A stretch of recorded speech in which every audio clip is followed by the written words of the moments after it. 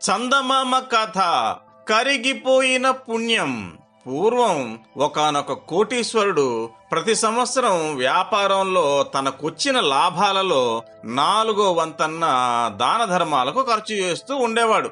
అందరూ తనను దానకర్ణుడు అని ప్రశంసిస్తూ ఉంటే ఆయనకు అదొక తృప్తిగా ఉండేది. కొంతకాలానికి చనిపోయిన తర్వాత కోటీశ్వరుడు స్వర్గం చేరాడు. కానీ అక్కడ కొద్ది రోజులు మాత్రమే సుఖంగా గడిపాడు. తరువాత యమదూతలు ఆయనను స్వర్గం నుంచి నరకానికి తీసుకువెళ్లడం అతడికి బాధతో పాటు ఆశ్చర్యాన్ని కూడా కలిగించింది.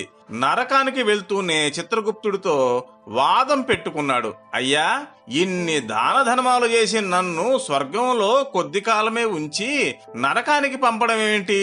మీ లెక్కలలో ఏదో పొరపాటు జరిగింది, దాన్ని చూసి సరిచేయండి అన్నాడు. చిత్రగుప్తుడు కోటీశ్వరుడికి పరిస్థితి వివరించాడు. నాయనా, పొరపాటేమీ లేదు. నీకు నీ దాన ధర్మాల వల్ల చాలా పుణ్యం రావాల్సిన మాట నిజమే.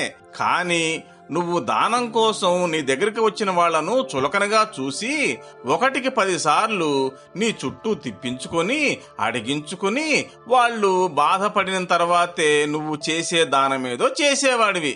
ఆ కారణంగా నీకు రావలసిన పుణ్యంలో 4వ వంతు చేతులారా నువ్వే పోగొట్టుకున్నావు. ఆ తర్వాత నేను అంత దానం చేశాను, ఇంత దానం చేశాను అని పదే పదే ప్రతి చోట సందర్భం ఉన్నా లేకపోయినా ఆత్మస్తుతి చేసుకుని మరో 4వ వంతు పుణ్యం పోగొట్టుకున్నావు అన్నాడు.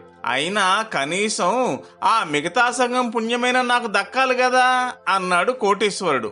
దక్కేదే, కానీ దానగ్రహీతల చేత నువ్వు సత్కారాలు, సన్మానాలు, స్తుతులు, స్తోత్రాలు చేయించుకోవడం, నువ్వు కట్టించిన ధర్మసత్రాలకు నీ పేరు ఉండాలని బలవంతం చేసి నువ్వు సంపాదించిన పుణ్యంలో మిగతా భాగం కూడా అప్పుడే ఖర్చు చేసేసుకున్నావు. కనీస అవసరాలు కరువై అల్లాడుతున్న వారిని చూసి చూడనట్టుగా వదిలేసి నీకు ద్రవ్యం తిరిగి వేరే రూపంలో లభిస్తుంది అని అనుకున్న వారికి మాత్రమే నువ్వు కుటిల బుద్ధితో దానాలు చేశావు.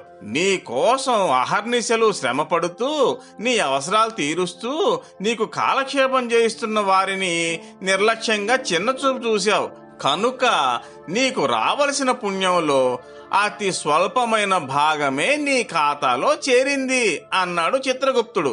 అదేంటి, నా డబ్బుతో కట్టించిన ఆశ్రమాలకు నా పేరు పెట్టమంటే తప్ప? నా సొమ్ము దానం చేసినప్పుడు నేను దానం చేశానని చెప్పుకుంటే పాపమా అని ఆక్రోశంతో ప్రశ్నించాడు కోటీశ్వరుడు. అక్కడే చాలా మందిలా నువ్వు పొరపడుతున్నావు నాయనా. భూమి మీద నువ్వు జన్మ ఎత్తినప్పుడు నీ దగ్గర నువ్వు తెచ్చుకున్న ద్రవ్యం అంటూ 1 పైసా కూడా లేదు.